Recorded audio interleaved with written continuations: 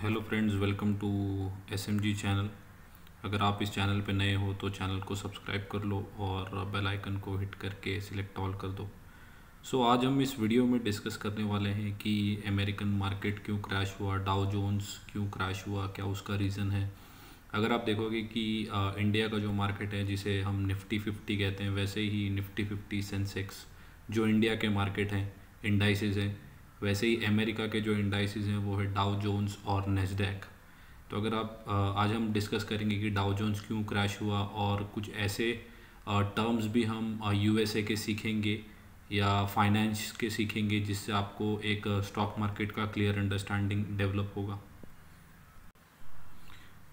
तो अगर आप स्क्रीन पे देख पा रहे हो तो ये है डाउ जोन्स जो कि अमेरिका का मार्केट है। अगर आप अमेरिका के मार्केट में अगर 26 अगस्त को अगर आप देखोगे तो लास्ट जो फ्राइडे था वो फ्राइडे के दिन लगभग 1000 पॉइंट की गिरावट, जो कि बहुत बड़ी मानी जाती है, लगभग 3% की बहुत बड़ी गिरावट थी।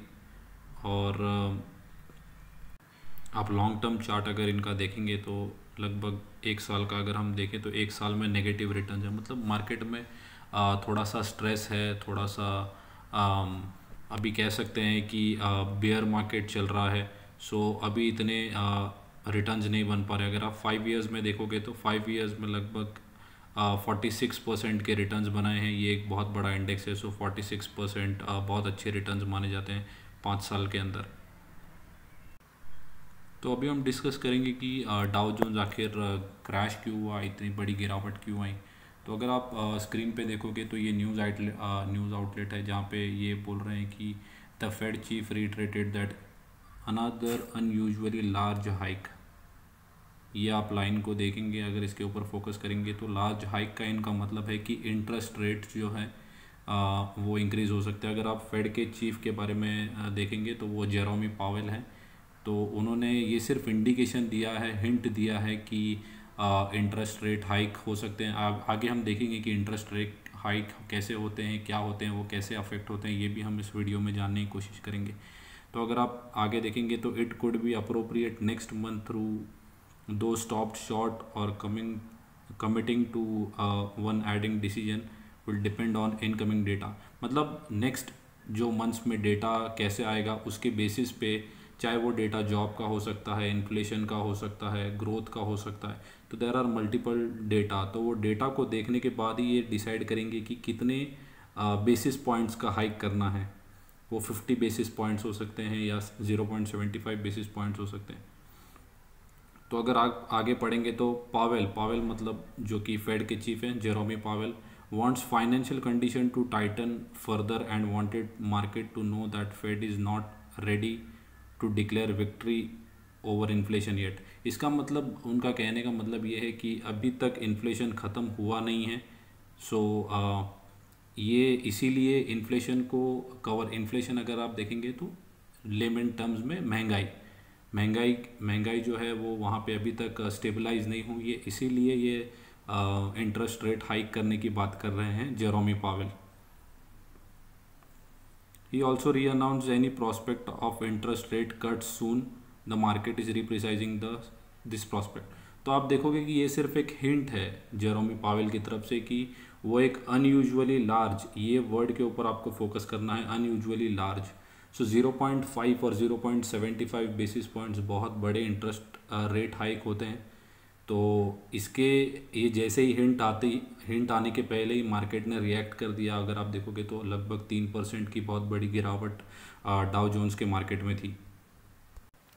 तो अब हम जानते हैं कि बेंचमार्क इंटरेस्ट रेट क्या होते हैं। तो बेंचमार्क इंटरेस्ट रेट अगर आप देखोगे तो ये स्टैंडर्ड इंटरेस्ट रेट्स होते हैं।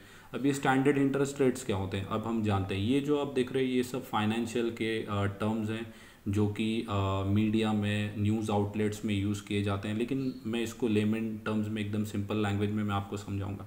The rate that is used as standard और base to pay interest for deposit and loans. तो आप जो भी समझो फॉर एग्जांपल अगर आपकी बैंक में एफडी है, ये जितनी भी मैं आपकी बातें कर रहा हूँ ये यूएस की बातें कर रहा हूँ, ना कि इंडिया की बातें कर रहा हूँ। बट ये जो टर्मिनोलॉजीज़ हैं, ये कॉन्सेप्ट है, ये इंडिया में भी सेम है, यूएस में भी सेम है, अमेरिका में भी सेम है। तो आप जो इंटरेस्ट रेट पे करते हो बैंक में, समझो आपके ऊपर कोई लोन, कोई ईएमआई है, कोई लोन है आपके ऊपर, तो आप जो लोन फॉर एग्जांपल 7% है, 8% है, तो ये एक इसको स्टैंडर्ड इंटरेस्ट रेट बोलते हैं। चाहे आपका समझो बैंक में एफडी है तो एफडी के ऊपर भी आपको कुछ ना कुछ रिटर्न्स मिलते होंगे, और आप लोन पे करते हो तो लोन के ऊपर आपको इंटरेस्ट पे करना पड़ता है, ये वाइस वर्सा होता है। तो अगर आप देखोगे कि अभी जैसे कि ये जेरोमी पावेल जो कि